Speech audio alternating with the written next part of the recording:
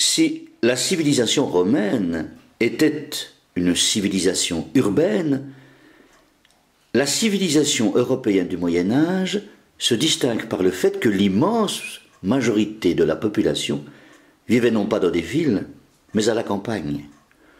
Il y avait encore des villes, naturellement, mais étroites et enserrées par d'imposants remparts. Les paysans sont donc l'essentiel de la population du Moyen Âge. Ils triment durement pour faire pousser leurs récoltes, le nez toujours en l'air, pour guetter la pluie ou le beau temps. Presque tous ne savent ni lire ni écrire. Tout ce qu'ils savent du monde se trouve dans leur vallée. Beaucoup ne sont guère allés plus loin que le village d'à côté. Dans leurs tâches quotidiennes, les paysans répètent inlassablement les gestes de leurs ancêtres, inventant peu, toujours prisonniers du besoin urgent de nourrir leur famille et de payer ce qu'ils doivent à leur seigneur. Le paysan craint la disette, c'est-à-dire la pénurie alimentaire, celle-ci causée par la sécheresse ou l'inondation ou le froid extrême ou encore les dévastations de la guerre. Il craint aussi les maladies qui déciment les troupeaux et les familles. Les enfants meurent jeunes, les adolescents sont des survivants. Le village ne connaît que quelques vieillards qui ne se souviennent pas d'un temps où les choses auraient été différentes. Au Moyen Âge, le temps est lent et la vie difficile autant que la mort sans cesse présente. Mais les choses, tout de même, parfois s'arrangent, s'améliorent. Au XIIe siècle, par exemple, pour augmenter le rendement des terres, apparaît la jachère, c'est-à-dire la mise en repos d'une partie des terres. Celle-ci alors se refait pour donner l'année suivante de meilleures récoltes.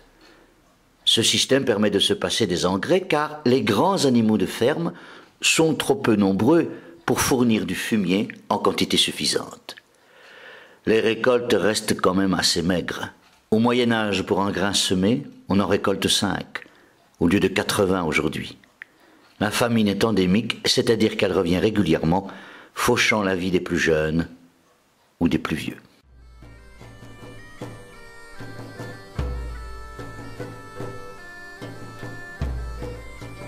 Le moulin à vent apparaît en Europe du Nord vers 900. Il permet de moudre efficacement les grains de blé pour produire de la farine. Le pain reste alors la base de la nourriture.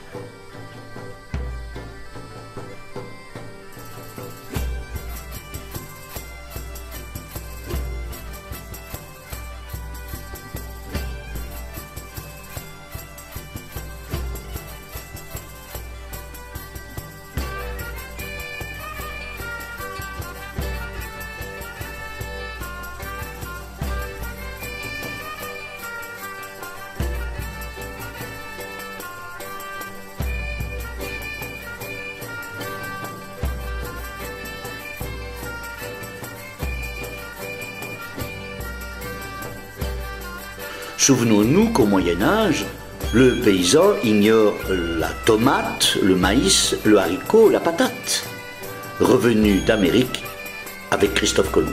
Alors, qu'est-ce qu'on mange au Moyen Âge?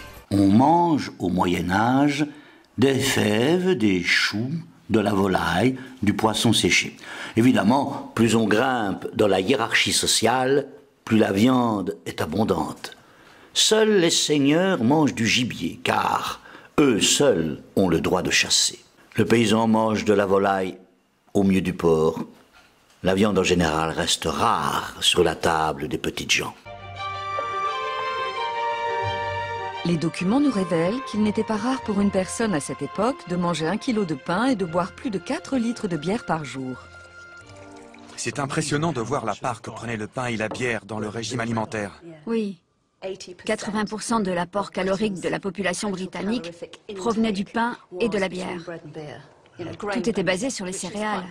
Une toute petite classe d'aliments procurait l'essentiel des nutriments. Ils fournissaient les glucides. Exactement. C'est ce qui nous procure de l'énergie tout au long de la journée pour effectuer nos diverses tâches.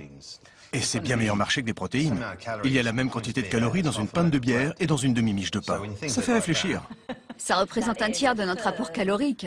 Si on pense qu'il y avait beaucoup de pauvres à cette époque et que c'était pratiquement tout ce qu'ils mangeaient, ça représentait une part énorme de leur régime alimentaire. Le paysan, comme on l'imagine encore, vit au rythme des saisons. L'hiver, il reste calfeutré dans sa maison, répare ses outils, nourrit ses bêtes. La maison, c'est la chaumière, un habitat de torchis avec un toit de chaume. Mais plus que le mauvais temps ou la canicule, le paysan redoute son seigneur. La violence de ce dernier peut s'exercer de 100 façons. Chevauchée, pillage, impôts excessifs. Des paysans poussés à bout se révoltent quelquefois. On appelle ces révoltes des jacqueries. Celles-ci donnent lieu à des scènes atroces. En 1358 et dans plusieurs régions de France, principalement autour de Paris, un gigantesque soulèvement se produit mené par Guillaume Carle. Les nobles sont déclarés hors la loi et une bande féroce va jusqu'à cuire et dévorer un chevalier devant sa famille.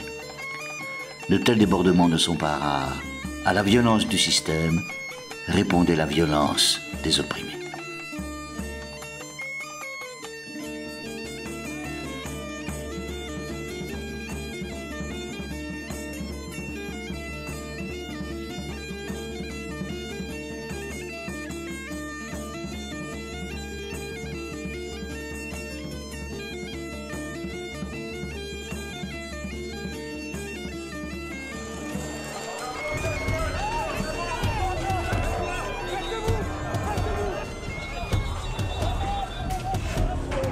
La violence des petites gens d'ailleurs nous renvoie à une actualité très sensible et pas très éloignée.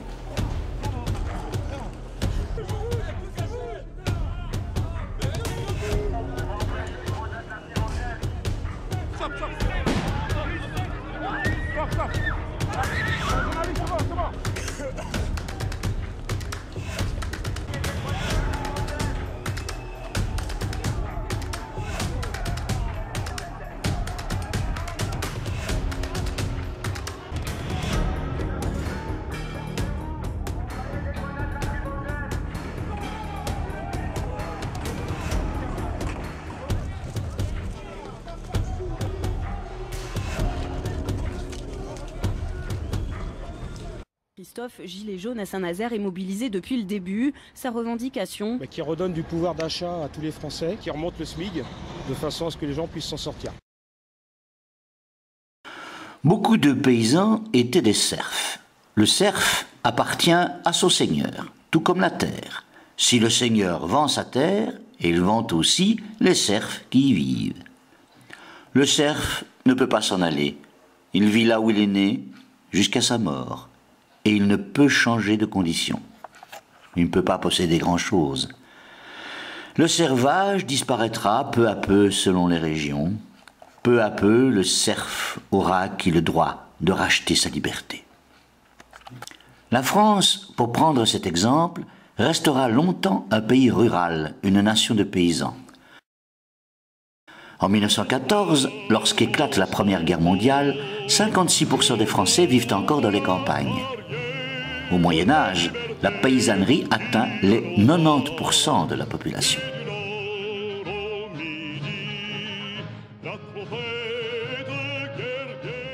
Le paysage, en France, il y a 800 ans, est d'ailleurs complètement différent du nôtre.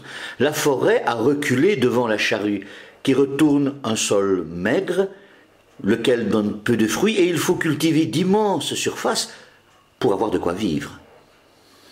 Ainsi, curieusement, en France, il y a plus de forêts aujourd'hui qu'en ces temps éloignés. 24% du territoire sont couverts de forêts en l'an 1400, contre 32% en 2020. Cette forêt du Moyen-Âge, que les pauvres gens peuplaient de lutins, de dragons, de fées, n'était donc ni si épaisse, ni si profonde qu'aujourd'hui. La forêt du Moyen-Âge était tout de même assez grande pour y égarer le petit poucet. Bien qu'écrit sous le règne de Louis XIV, c'est-à-dire bien longtemps après le Moyen-Âge, ce conte de Charles Perrault, qui met en scène un petit garçon de paysan rendu chétif par les privations, illustre de façon convaincante ce que devait être la vie des petites gens au Moyen-Âge. À l'orée d'une grande forêt vivaient, il y a bien longtemps, un pauvre bûcheron et sa femme. Ils avaient 7 garçons. Le petit dernier était si minuscule qu'ils l'appelèrent le Petit Poucet. Une année, la famine fut si grande que le bûcheron et sa femme n'eurent plus rien pour nourrir leurs enfants. Désespérés, ils décidèrent d'aller perdre leur fils au plus profond de la forêt plutôt que de les voir mourir de faim. Mais le Petit Poucet, qui ne dormait pas, avait tout entendu. De bon matin, alors que tous étaient encore endormis, il se rendit au bord de la rivière. Là, il remplit son bonnet de petits cailloux blancs. Ensuite, il rentra à la maison en prenant soin de ne réveiller personne. Le Petit Poucet, qui était très astucieux, avait une idée derrière la tête. Le soir venu, tandis que les garçons ramassaient du bois, leurs parents s'enfuirent, les laissant là seuls. Quand ils comprirent qu'ils étaient abandonnés, les frères du Petit Poucet éclatèrent en sanglots. « Ne pleurez pas, leur dit le Petit Poucet, nous ne sommes pas perdus. Regardez, j'ai semé des cailloux blancs tout au long du chemin. Il suffit de les suivre pour rentrer chez nous. » Pendant ce temps, le bûcheron et sa femme se lamentaient dans leur chaumière. Le seigneur de l'endroit, qui avait appris leurs difficultés, était passé et leur avait donné 10 écus pour les aider. Mais leurs enfants étaient perdus au plus profond de la grande forêt. « Quel malheur ! Papa, maman, nous voilà !» À ces cris joyeux, les pauvres parents se précipitèrent et embrassèrent leur fils. Mais les 10 écus furent vite dépensés. Bientôt, la misère reprit le dessus et fut plus grande encore qu'auparavant.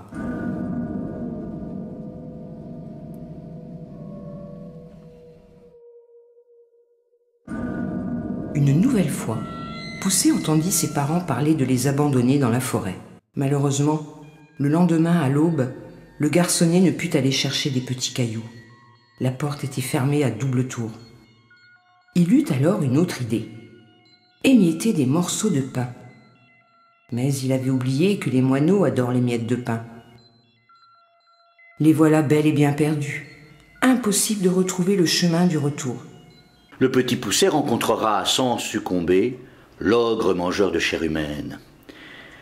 Enfants maltraités, affamés, abandonnés dans les bois, infanticides, paysans écrasés par les impôts, réduits à la misère, la famine généralisée.